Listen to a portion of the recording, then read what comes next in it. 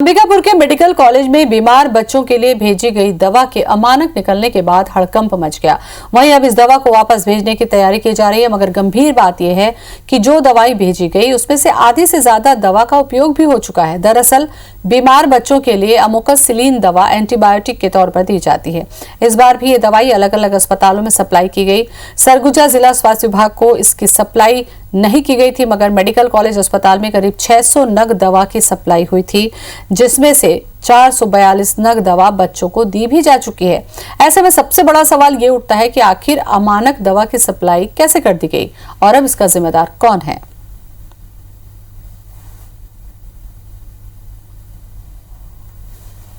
तो अमानक दवा आ भी जाती है, बट भी जाती है, बच्चों को पिला भी दी जाती है। सवाल ये उठता है कि आखिर ये अमानक दवा भेजी किसने है और क्या इस्तेमाल से पहले इस पर ध्यान नहीं रखा जाता।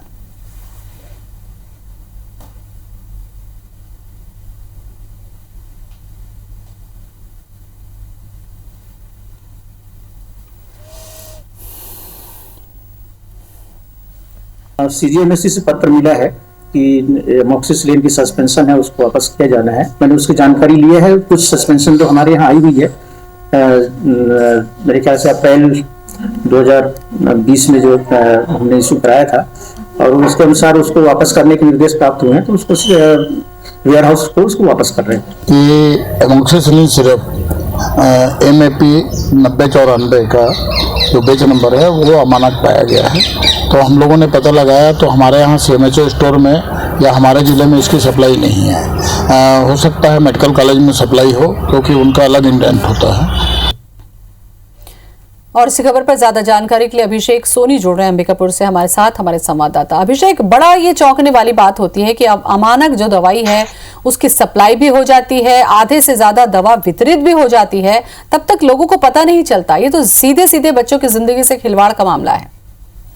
निश्चित रूप से जिस तरह से मेडिकल कॉलेज में करीब 600 नग ये दवा पहुंची थी, और सबसे चौंकाने वाली बात ये कि 442 नग जो दवा है उसका उपयोग कर चुका था मेडिकल कॉलेज प्रबंधन। अब जब CGMSC की तरफ से पत्र आया जिसमें दवाओं के वापसी की बात कही गई थी, तब से पूरा हड़कंप मचा हुआ है। न सिर्फ मेडिकल कॉलेज प्रबंधन बल्कि जो इसके अलावा जो जिला स्वास्थ्य विभाग के CMHO हैं, उन्होंने भी अपने स्टोर में इस बात की तहकीकात करवाई कि जो अमोक्सिसिलिन जो ये दवा है जिसको बच्चों के लिए एक तरह से एंटीबायोटिक के रूप में दिया जाता है, उसकी सप्लाई की तो नहीं गई है।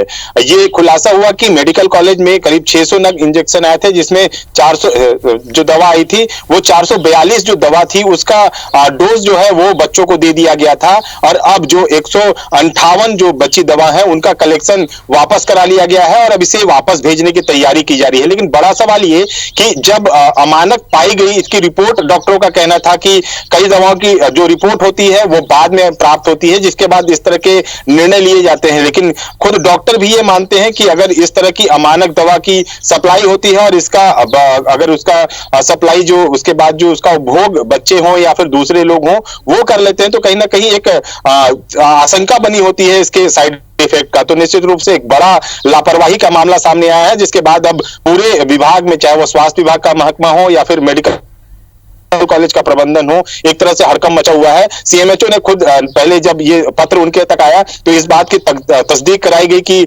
क्या स्वास्थ्य विभाग में भी, चूंकि स्वास्थ्य विभाग के जो इंटीरियर वाले जो इलाके होते हैं वहां पर दवाओं की सप्लाई पहले कर दी जाती है। लेकिन एक राहत की बात ये रही कि जो बैच नंबर था MAP 9014 उसकी सप्लाई इस बार स्वास्थ्य विभाग को नहीं हुई, सिर्फ मेडिकल कॉलेज को हुई है।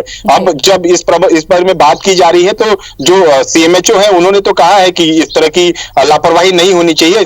दूसरी तरफ मेडिकल कॉलेज प्रबंधन भी दवाओं को इकट्ठा कि लापरवाही होनी नहीं चाहिए, पर लापरवाही करता कौन है, उस पर कार्रवाई क्या होती है? क्या जब तक किसी की जान पर न बनकर आए तब तक ये चीजें सुधर नहीं सकती? शुक्रिया आपका जानकारी के लिए।